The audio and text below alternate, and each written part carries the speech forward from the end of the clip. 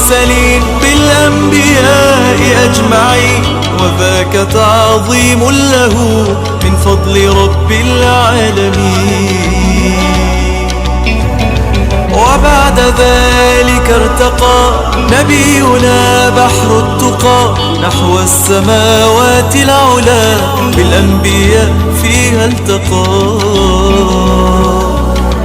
قد نال هدينا الأمين تعظيم ربنا المبين فالله ليس في السماء ذاك اعتقاد المسلمين.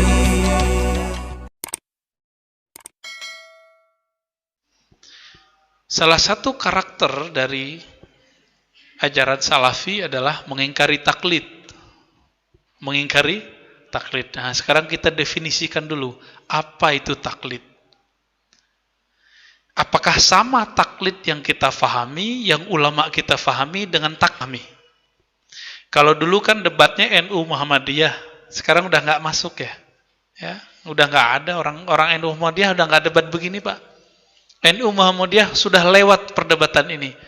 NU sudah buat rumah sakit hari ini. NU sudah buat university hari ini. Seperti Muhammadiyah udah lebih dulu buat rumah sakit.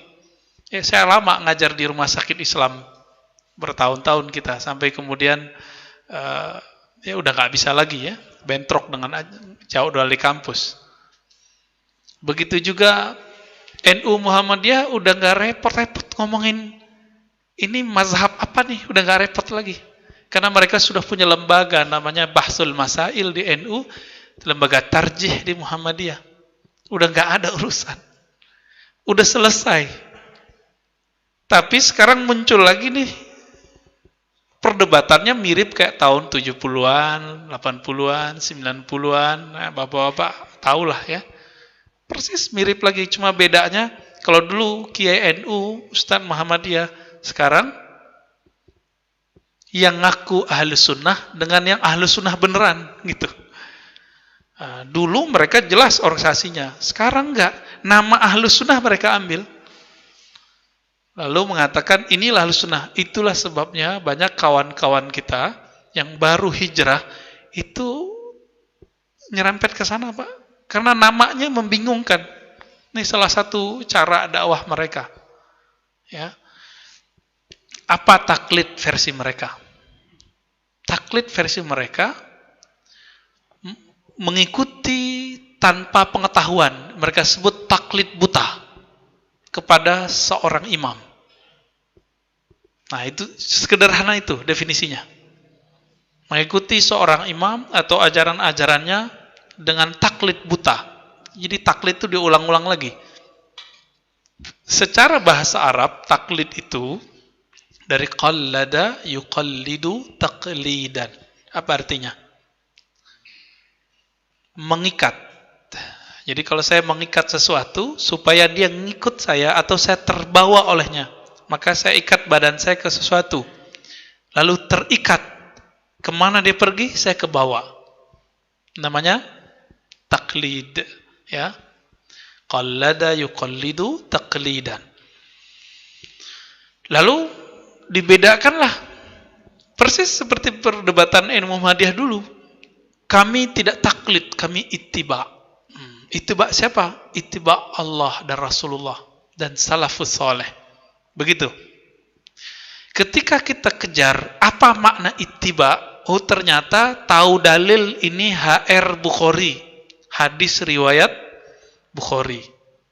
Itu yang disebut ittiba versi salafi atau Muhammadiyah dulu waktu masih debat sama NU. Sekarang udah nggak begitu lagi ya. Tapi ini muncul lagi nih.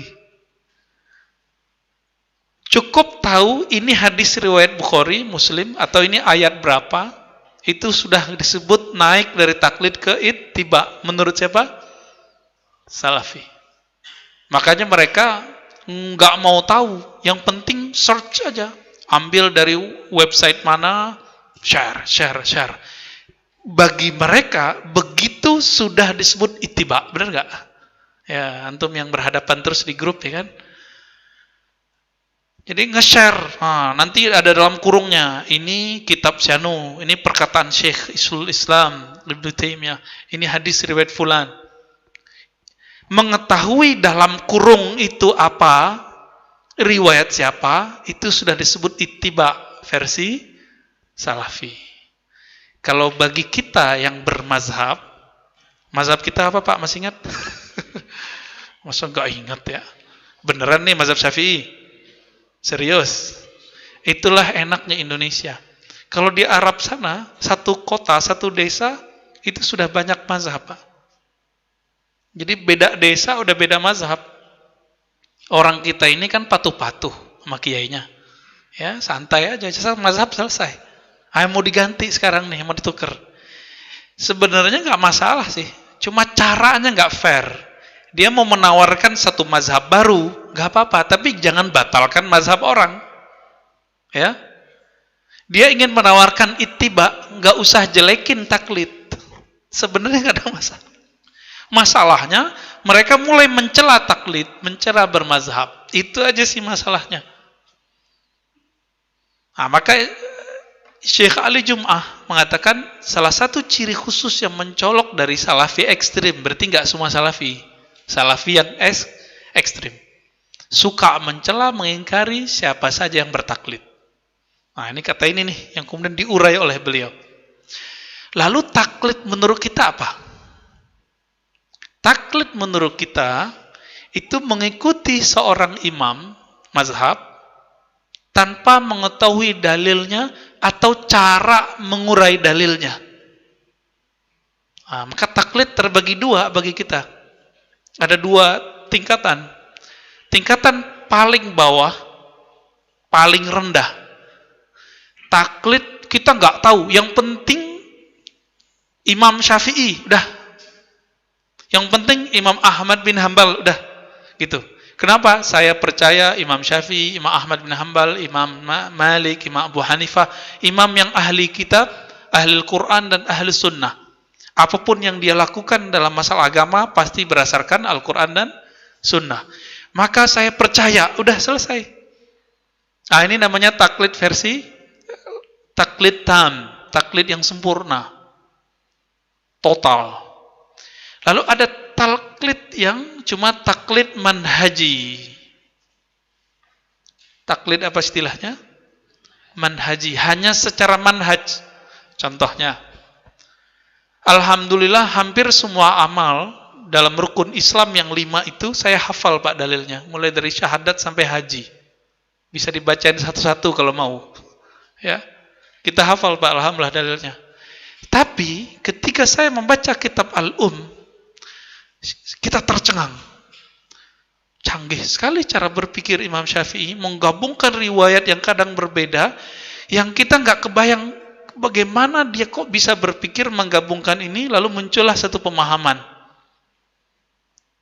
Pemahaman itu nggak keluar dari ayat, nggak keluar dari hadis.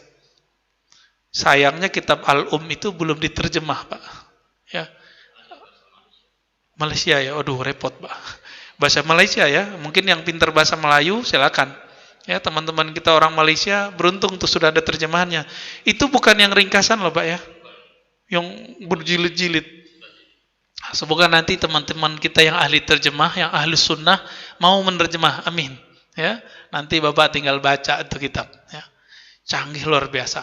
Ini saya insya Allah nih Januari awal ini sudah selesai nulis sifat salat Nabi, tapi masih bahasa Arab.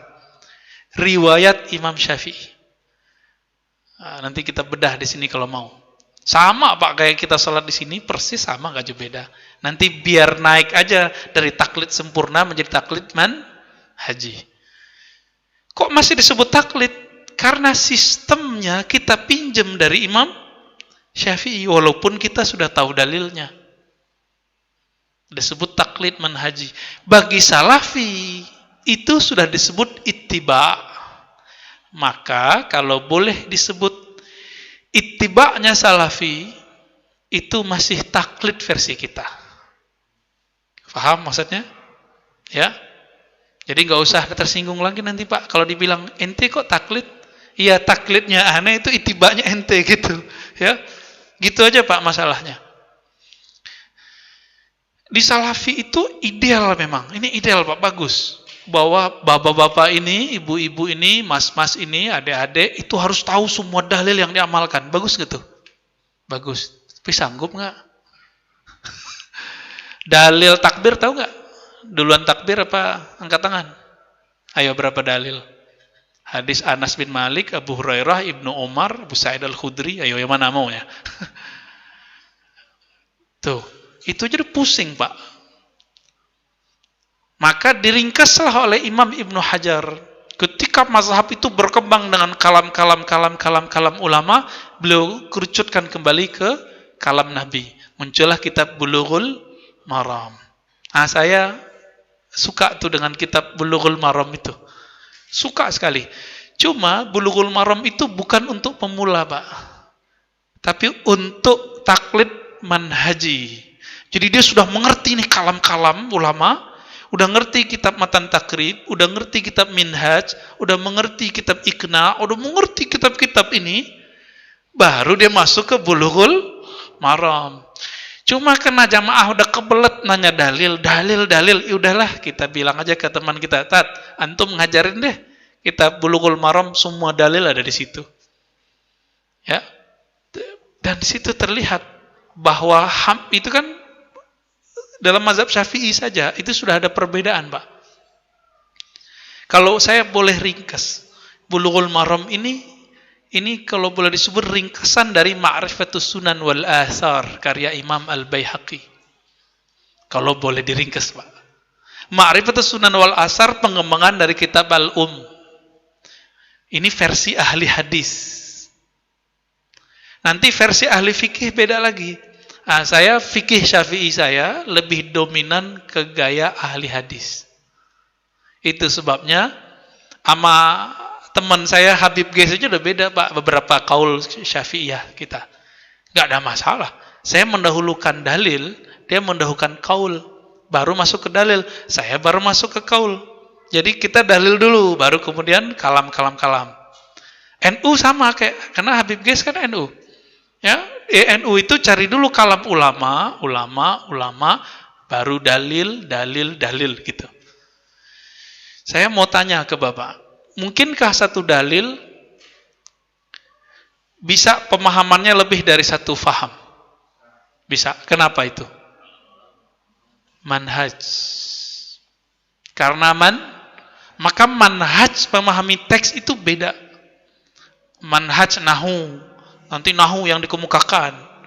Ada yang manhajnya versi ahli tarikh, dia lihat nanti muncullah nasih mansuh. Ada yang manhajnya jamak, dia gabung aja nih. Dia cover semua hadis itu, diambil mana semuanya, digabung. Makanya kita kalau habis sujud, duduk antara dua sujud, bacaannya panjang enggak? Padahal di hadis Imam Bukhari dan Muslim itu ya paling cuma Rabbi fili. Paling ada tambahan Rabbi fili, warhamni, warfa'ni, wajiburni, gitu dong, Pak.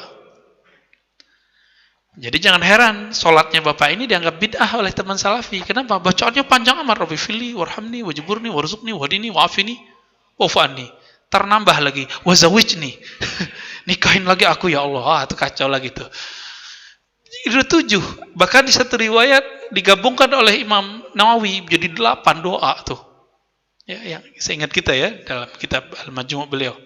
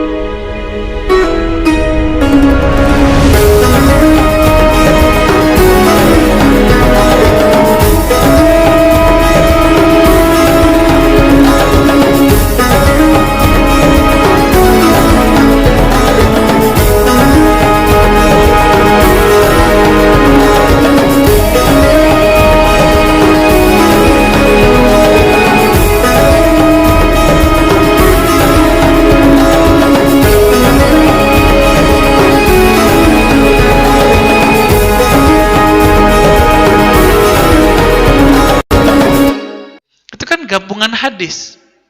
Kata mereka ini tidak benar. Loh, ahli fikih itu punya otoritas sendiri yang tidak dipunyai oleh ahli hadis. Ahli hadis ini punya riwayat 5 kepisah, Pak. Ahli fikih itu boleh menggabungnya sesuai dengan otoritas yang dia punya. Gitu. Itu sebabnya kitab fikih solat ahli fikih dengan kitab fikih solat ahli hadis berbeda. Cuma yang enak dibaca versi siapa? Yang sudah rapi yang mana? Ahli fikih ahli hadis? Yang rapi, rapi. Ahli fikih, Pak. Masuk ke hadis bingung. Satu hadis tangan duluan baru takbir. Satu hadis takbir duluan baru tangan, kan repot nanti. Maka Bapak yang melakukan Allah, karena kita bingung, kita tidak tahu ini mana yang lebih kuat, kita ikuti seorang imam. Disebutlah ini taklid. Sederhana toh taklid? Berarti taklid itu mengikuti agama buatan imam atau mengikuti metode imam memahami satu dalil. Mengikuti imam dalam memahami satu dalil. Karena saya, Bapak Ibu ini, misalnya nih di zaman ini nggak apal dalil, yaudah deh percaya aja deh sama imam ini. Ini taklidnya sempurna. Tapi kalau Bapak sekolah, nyantri, nanti naik tuh levelnya ke taklid manhaji. Saya dulu anti mazhab, Pak. Ini bocoran ya. Lama dari semenjak SMP, sanawiyah, anti mazhab. Apa itu mazhab? Bid'ah. Lama kita ngomong gitu.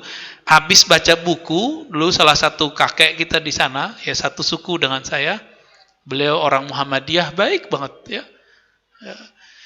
Saya sering ke perpusnya. Allah yarham, sudah meninggal beliau. Kalau saya pulang tuh pasti minta ngobrol, ketemu, karena dia senang. Oh, ternyata salah satu cucu dalam sukunya, dalam keluarga besarnya ada yang bisa baca kitab. Dulu saya cuma baca buku terjemah. Judulnya apa? Tidak ada mazhab dalam Islam. Wah, itu betul. Buku itu emang alhamdulillah Allah kasih kepada saya dulu kemampuan membaca cepat. Cukup dengan 2 kali datang ke dalam ruangannya, buku setebal ini saya selesai, Pak. Lahap, lagi berdiri selesai. Jadi nggak perlu duduk. Cuma beberapa jam masuk. Masuknya itu nggak tanggung-tanggung. Semua yang ada di dalam itu saya telan. Sampai kemudian 2006 atau 2005 ya, saya ketemu dengan Syekhuna Syekh Hasan itu. 2006 lebih pas, pertengahan tahun. Bareng dengan Ustaz Rusdi. Ya, bedanya saya kuliahnya lanjut, dia sibuk ngurusin pesantren ya. Apa kata beliau? Beliau ini hafal kitab Muwatta. Bayangkan, kitab Muwatta hafal. Saya udah pernah cerita sebelumnya ya. Imam Syafi'i hafal Muwatta. Apa kata beliau? Maziltu muqallidan hatta 'ala al-Bukhari fi tashihihi. Aku ini masih taklid bahkan kepada Imam Bukhari, bukan hanya ke Syafi'i, bahkan ke Bukhari aja aku taklid. Lebih tinggi mana derajat keilmuan Imam Bukhari apa Syafi'i? Jujulah Syafi'i. Karena Imam Bukhari berguru ke murid-murid Imam Syafi'i. Apa kata beliau? Aku ikut Imam Bukhari dalam mensahihkan hadis yang ada dalam Sahih Bukhari. Saya belum mudeng ini. Maksudnya apa ini? Kan udah sahih, apalagi yang ditaklidkan. Ternyata beliau bilang ini, kamu tahu nggak? Hadis yang di Sahih Bukhari itu diriwayatkan dengan silsilah sanad dari fulan, dari fulan, dari fulan, dari fulan, dari Nabi. Dari mana kamu tahu hadis itu sahih? Kita jawab, karena Imam Bukhari bilang itu sahih. Judul kitabnya kan sahih, Syekh. Ya kan? Judulnya apa? Hadis Al-Jami' As-Sahih Imam Bukhari. Judulnya sahih Kiai, judulnya sahih Syekh. Begitu. Ya beliau tersenyum lah. Ente tahu nggak cara Imam Bukhari dalam menentukan sahih satu hadis?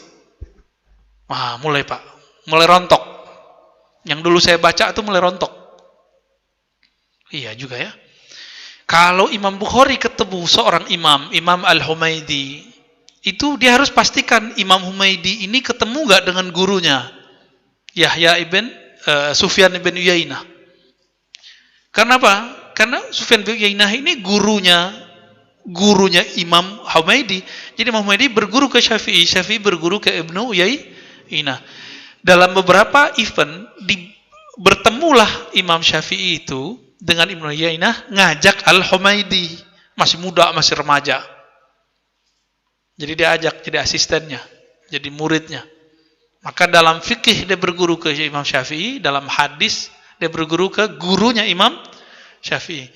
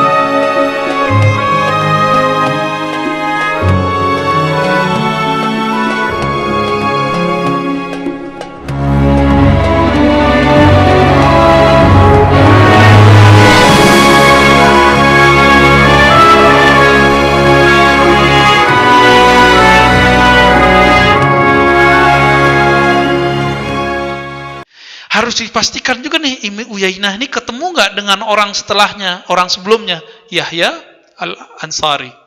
Ya Al-Ansari terus, kalau sebutin riwayatnya nanti Bapak pusing pingsan mantar. Lengkap, tahun wafatnya kapan, kualitas hafalannya bagaimana, pernahkah dia melanggar adab-adab seorang ahli hadis. Harus ditentukan semuanya. Baru Imam Bukhari mengatakan, oh orang ini sezaman. Sezaman ketemu. Tidak hanya ketemu, tapi juga bersohbah, bergaul. Baru disebut sahih. Maka sahihnya Imam Bukhari disebut dengan mazhab tasahih Bukhari. Mazhab pensahihan Imam Bukhari. Beda nggak dengan Imam Muslim? Beda Pak. Imam Muslim yang penting orangnya sezaman, nggak mesti orangnya bergaul lama. Bapak nih, ketemu sezaman sama saya, tapi nggak pernah ngaji sama saya. Oleh Imam Bukhari hadisnya dhaif. Oleh Imam Muslim yang penting sezaman. Berarti mungkin ketemu, mungkin ngaji. Sahih. Dua imamnya udah beda, guru sama murid. Tahu dari mana kita ini ketemu gak ketemu? Ya, karena Imam Bukhari bilang sahih, kita bilang sahih aja, benar gak? Ayo, jujur. Coba tanya kepada teman-teman kita. Saya juga bertanya, antum, wahai sahabatku salafi, bukankah mengatakan sahih Bukhari itu sahih karena Imam Bukhari yang bilang sahih, bukan karena antum yang meneliti itu sahih? Kami di Ma'had Darus Sunnah, Ma'had Al-Ali, Al-Dauli, itu khusus untuk hadis Pak, untuk mahasiswa. Lulusannya dapat ijazah hadis, lisans fil hadis. Boleh ngajar kitab-kitab hadis. Kami 4 tahun dididik hanya untuk meneliti dan menentukan ini sahih tidak sahih, sahih tidak sahih. Setiap hari kita baca hadis, baca riwayat. Nanti setiap sepekan kita masuk satu kelas khusus untuk menentukan hadis, mengkritik riwayat, mengkritik rawi, mengkritik orang yang bilang sahih ternyata belum tentu sahih. Orang yang bilang dhaif belum tentu dhaif. Itu kita kritik semua. Alhamdulillah Allah berkahi. Ya. Bertahun-tahun kita kemudian bergumul dengan itu, ya ada kejenuhan juga Pak. Kan itu ilmu alat, ilmu hadis itu ilmu alat, bukan ilmu maksud. Dia cuma perangkat, bukan tujuan. Yang tujuan tuh ilmu fikih, ilmu akidah, ilmu tasawuf. Itu ilmu tujuan tuh. Nah, perangkat ini dibutuhkan untuk ulama. Yang bukan ulama, kalau ubaru nggak usah. Antum ubaru kan? Taib. Jadi kita taklid nggak kepada Imam Bukhari dalam menentukan Sahih Bukhari? hatta Syekh bin Baz, hatta Syekh Utsaimin, Salafi, itu taklid kepada Imam Bukhari. Inilah makna Imam Syafi'i ngomong, idza sahhal hadis fahuwa mazhabi. Jika hadisnya sahih, itu mazhabku. Sahih menurut siapa? Menurut Imam Syafi'i. Ternyata Imam Syafi'i punya kriteria sahih sendiri. Semua yang ada dalam kitabnya, dalam itu menurut beliau sahih. Menurut beliau, karena itu mazhabnya. Tidak mungkin Imam Syafi'i memasukkan hadis yang menurut beliau tidak sahih. Sahih itu ada ragamnya, Pak, nggak mesti nyambung. Ada yang terputus, mursal namanya, tapi diperkuat oleh mursal yang kedua. Ribet tuh masuknya. Jadi seorang ahli fikih, ahli hadis, ketika digabung, nah itulah Imam Syafi'i orangnya. Ya. Kita kan fikih dikit, hadis dikit. Ya. Nah, khususnya saya, Allah lebih lama taruh saya di hadis, Pak. Maka untuk fikih, saya tidak begitu mendalami. Karena fikih saya udah saya ceritain tadi, fikih ahli hadis. Jadi kadang-kadang sering tabrakan juga sama teman-teman NU ya. Dalam masalah furu nggak ada masalah sih. Kadang-kadang tabrakan juga dengan Muhammadiyah, ya nggak ada masalah. Itu masalah furu, beda-beda tipis. Kita saling-saling maklum aja. Saya juga kadang beda sama Habib Gis, beda sama Ustaz Rusdi. Nggak ada masalah. Bahkan saya beda juga dengan guru saya. Boleh nggak? Ya boleh. Imam Syafi'i beda sama gurunya kok. Yang penting tahu posisinya, di mana dia boleh berbeda. Berbedanya bukan menghina. Ini kalau menghina hilang keberkahannya. Ya, saya tidak pernah tuh dapat kitab kalam Imam Syafi'i meremehkan Imam Malik, nggak ada. Nggak ada satupun, Pak. Maka Allah berkahi mazhab Imam Syafi'i sampai hari ini. Apakah kebayang Imam Syafi'i? Mazhab Syafi'i dipakai di Masjid Al-Isra. Jalan Winong, ya bener ya? Nggak kebayang sama Imam Syafi'i. Kenapa? Karena beliau tulus mengembangkan mazhab, bukan karena pengen terkenal. Ya, beliau tulus aja. Ya Allah, ini hadiahku untuk umat. Maka umurnya pendek kan? 150 lahir, 204 wafat. Umurnya berapa berarti? 54. 54 sudah wafat. Tapi umur ilmunya sampai hari ini kita sudah dapat. Beliau nulis buku umur 25-an, Pak. 25, 30 udah nulis buku. Jomblo-jomblo.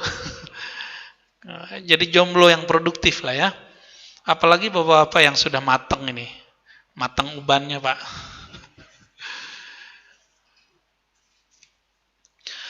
Di atas muqallid itu disebut muttabi'.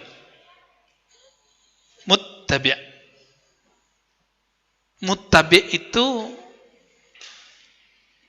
dia mengikuti Al-Quran dan Sunnah. Baik dengan meminjam metode seorang imam, atau dia memunculkan metode sendiri. Kalau dia mengikuti metode seorang imam, turun menjadi taklid manhaji. Kalau dia memunculkan metode sendiri, namanya mujtahid. Apa arti mujtahid? Orang yang mampu mengolah dalil sendiri. Bayangkan, Pak, orang baru nih rahasia kita nih ya, ngelihat mereka. Mereka baru hijrah, sekolah umum, terus sekarang bilang, gak boleh taklid, langsung ittiba. Gimana tuh, Pak? Kiai 30 tahun ngabdi di pesantren, nyantri bertahun-tahun, sampai sekarang Kiai bilang apa? Saya masih taklid gitu. Tiba-tiba yang baru 3 tahun hijrah, bahkan 3 bulan hijrah, terus bilang apa? Gak boleh ikut Imam Syafi'i. Karena Imam Syafi'i berkata, la tuqalliduni, jangan taklid kepadaku. La tuqallidu Malikan wala Thawri ya. Siapa lagi itu, banyak lah ya. Jangan taklid ke Imam Malik, jangan ke fulan, jangan ke fulan. Dinukil lagi kata Imam Ahmad. Mereka ini berbicara ke siapa? Yang meriwayatkan kalam ini siapa? Muridnya atau orang-orang umum? Muridnya. Kalau yang jadi murid Imam Syafi'i, kelasnya kelas siapa, Pak? Mau tahu nih murid Imam Syafi'i? Al-Muzani. Ada Rabi' Al-Muradi. Yang ketiga, Al-Buwaiti. Al-Buwaiti. Ada lagi Al-Qarabisi, yang kemudian polemik dengan temannya Ahmad bin Hanbali. Ini murid Imam Syafi'i semua. Al-Humaidi, guru Imam Bukhari dalam hadis pertama Sahih Bukhari, innamal a'malu binniyat. Ishaq bin Rahawayh. Banyak Pak. Mari terusin. Pingsan lagi ntar. Apalagi sebutin nanti tarikh wafatnya kapan. Waduh ya. Ini beliau ngomong ke orang-orang ini, jangan taklid kepadaku. Levelnya level siapa? Level guru Imam. Semua tadi itu gurunya Imam Bukhari. Imam Bukhari ngaji ke Humaidi, ngaji ke Imam Ahmad, ngaji ke Imam Ishaq. Maka di Sahih Bukhari, haddatsana Ishaq atau haddatsana Ibn Rahawayh, itu banyak Pak, atau Rahuyah. Paling banyak Ishaq dan atau Ibn Rahawayh, paling banyak di sono. Humaidi cuma beberapa. Gimana tuh Pak? Ya, mampus kita kalau kita bilang saya nggak taklid. Waduh, kacau kita Pak. Sombong sekali engkau ya.